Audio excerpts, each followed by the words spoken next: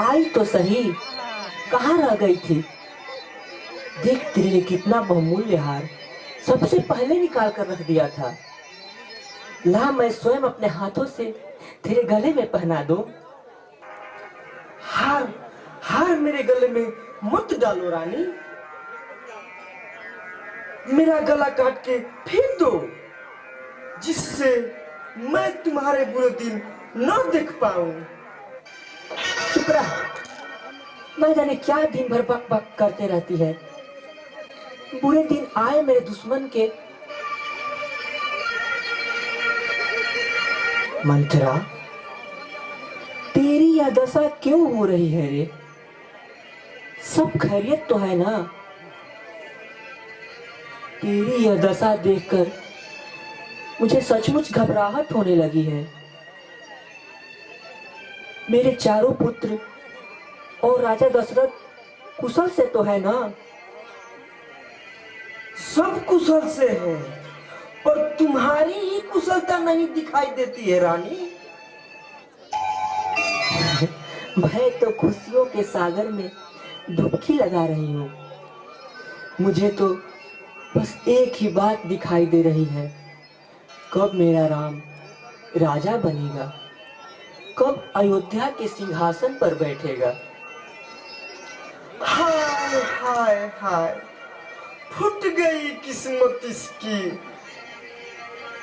जली, तेरा रूप अच्छा है नहीं, कम से कम बातें तो अच्छा किया कर।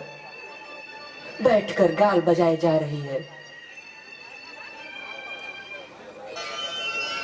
ओहो, लगता है तुझे लखन लाला ने कुछ कहा है, क्योंकि मेरा राम वह तो कभी किसी को कड़वी बात कह ही नहीं सकता। क्यों कहेगा वो तो चुप रहकर ही अयोध्या के सारा राजपाट हड़प जाएगा रानी। करमजली, तेरा जीभ खिंचवा दूंगी, समझी? अरे राम बड़ा है, वही राजा बनेगा, और फिर सूर्यवंश की रीति यही है। अरे उस रीति का परिणाम सोचा है कभी? राम बनेगा राजा, भरत बनेगा दास, और तू बनेगी दासी। अरे कुटिल बुद्धि, राम के लिए तेरे मन में ऐसा विचार आया कहां से? मेरा राम अपनी जननी कौशल्या से अधिक स्नेह करता है और अपने छोटे भाइयों को अपने प्राणों से अधिक प्यार करता है। तेरी तो बुद्धि मारी गई है। बुद्धि बुद्धि मेरी मारी गई है कि तुम्हारी रानी? वह दिन भूल जाओ जब राम तुझे स्नेह करता था और भरत को अपने प्राण से ज्यादा प्यार करने का ढोंग करता था। नहीं मंथरा, नहीं, जा, चली जा यहां से। इस प्रकार मुझे मत बहका। ऐसी घोर षड्यंत्र की कल्पना भी नहीं कर सकती। मेरा क्या, तेरा पुत्र राजा बने या कौशल्या के पुत्र राजा बने, मैं तो रानी बन नहीं न सकती, पर तू राजा की चहेती रानी है ना, तो दासी बनकर रह जाएगी, मेरी तरह दासी। किसमें साहस है मुझे दासी बनाने का? तुम्हारी दीदी कौशल्या के ना? दीदी? नहीं नहीं, दीदी ऐसा कदापि नहीं कर सकती, कदापि नहीं। दीदी? जिसे तू दीदी दीदी कह रही है, उस नागिन ने बस एक ही डंक मारा, और जिस राजा को तू जीवन भर नाच नचाती रही, उसी के हाथों तेरा सर्वनाश कर डाला। राजा ने राम के राज तिलक से पहले इस बात की तेरे कान में भनक लगने दी। इतने दिन से ये षड्यंत्र। मैं किसी की दासी नहीं बनूंगी। सवत की दासी बनने से पहले मैं विषपान का सेवन करके मरना पसंद करूंगी, लेकिन किसी की दासी नहीं बनूंगी, कदापि नहीं।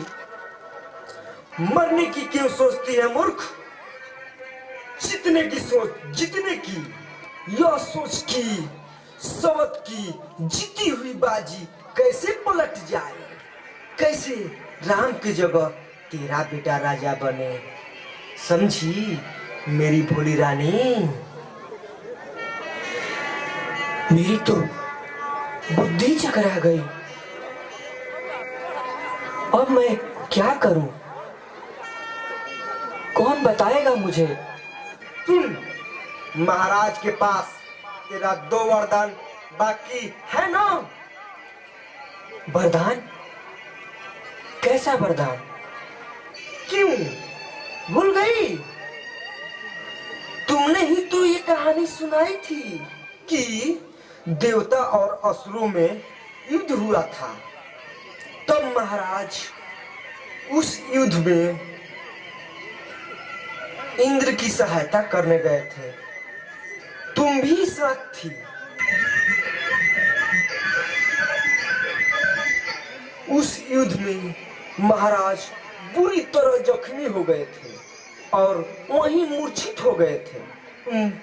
वहां से रथ को बड़ी कुशलता से निकाल कर लाई थी और महाराज के प्राण बचाए थे।